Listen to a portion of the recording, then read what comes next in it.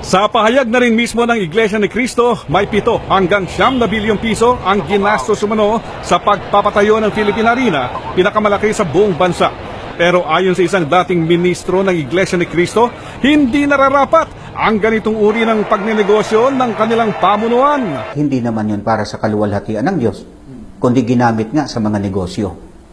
Makikita ninyo na aarkilahin para sa basketball, panonood ng boxing ni Pacquiao, di po ba? At ang lalong masakla po doon ginagawa ang mga mahahalay na mga konsyerto, na mga naka-underwear lang yung mga performers.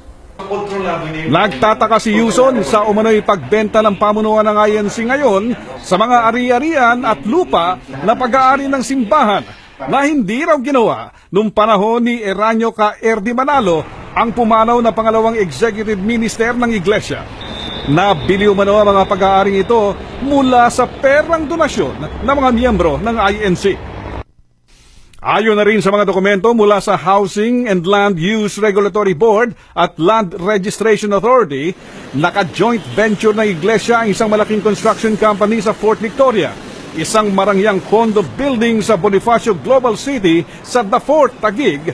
Matapos matayo ang building, ayon kay Yuson, pinagbili umano ito. Ang dating lupa ng INC sa may Libis, Quezon City ay pinagbili na rin sa isang malaking mall. Ang prime commercial lot na pag-aari ng simbahan malapit sa mga bagong hotel casino sa Parañaque, binenta na rin umano. At ang mga naglalaki ang mga lote ng iglesia sa Antipolo City, binenta na rin. Kung susumahin, bilyong-bilyong piso ang halaga ng mga ari-ariang ito.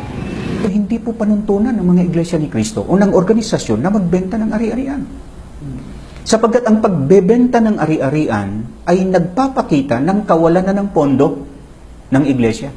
Bakit hindi po nagbebenta ng ari-arian ang iglesia ni Cristo mula pa sa panahon ng kapatid ng Felix Manalo hanggang sa panahon ng kapatid ni Eranio Manalo? Hindi po kailangan Nagtataka si Yuson kung saan napupunta ang pondo ng iglesia mula sa mga koleksyon sa simbahan maging ang pinagbentahan ng mga ari-arian. Si Yuson ay malapit na advisor ni Angel Manalo, tiniwalag na kapatid ni Iglesia Executive Minister Eduardo Manalo. Mismong pagpapapintura, inihihingi ngayon sa bawat miyembro. Ilang galon sa iyo, ilang galon sa ganito. At mismong yung magpipintura noon, ang bayad noon sa labor, inihihingi rin sa kapatid. Samantalang noon, hindi ginagawa yan sa loob ng Iglesia ni Cristo. Hindi naman direktang tinugon ng pamunuan ng Iglesia ni Cristo ang tanong namin tungkol sa mga ari-ari ang pinagbili umano. Pero ayon kay Edwil Zabala, tagapagsalita ng simbahan, hindi totoo ang mga panibagong paratang na ito. At mali umano ang mga konklusyon na pinipilit ng kampo ni Yuson.